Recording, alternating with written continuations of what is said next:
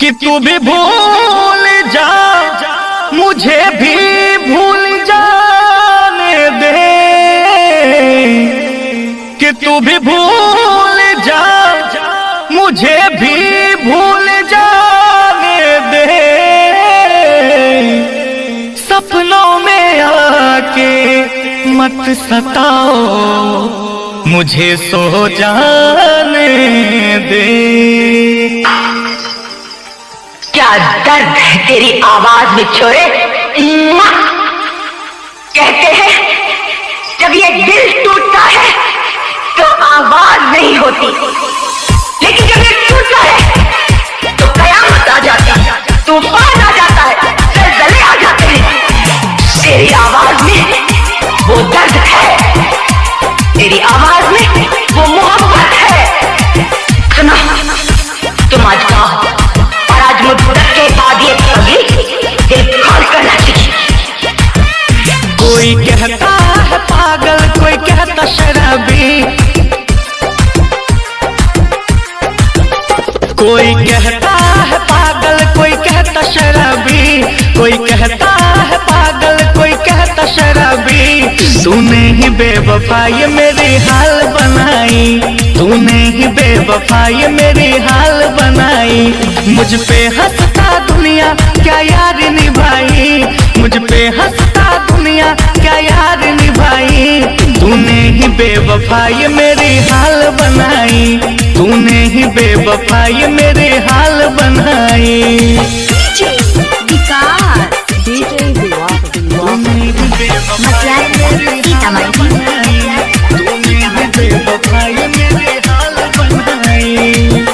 ना पूछो कैसे जीता हूँ, जाम आंसू का पीता हूँ। तूने दिया जख्म जो सीने में, उसे लेके मैं सोता हूँ, उसे लेके मैं सोता हूँ। ना पूछो कैसे जीता हूँ, जाम आंसू का पीता हूँ।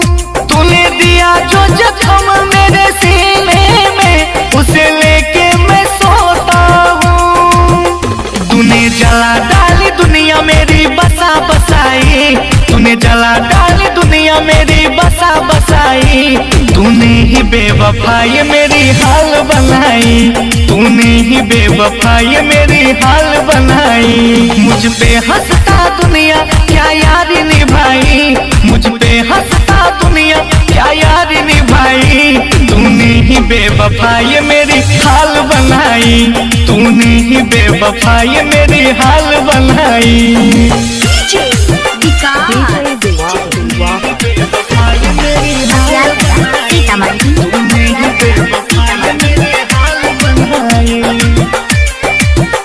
दौलत के नशे में तू मेरे प्यार को बेच दिया। राहुल का दिल रोता है, इसे ऐसे खरोच दिया, इसे ऐसे खरोच दिया। दौलत के नशे में तू मेरे प्यार को बेच दिया। सालिम का दिल रोता है, इसे तूने खरोच दिया। क्या प्यार का अंजाम होता तूने सिखाई, क्या प्यार का अंजाम होता तूने सिखाई।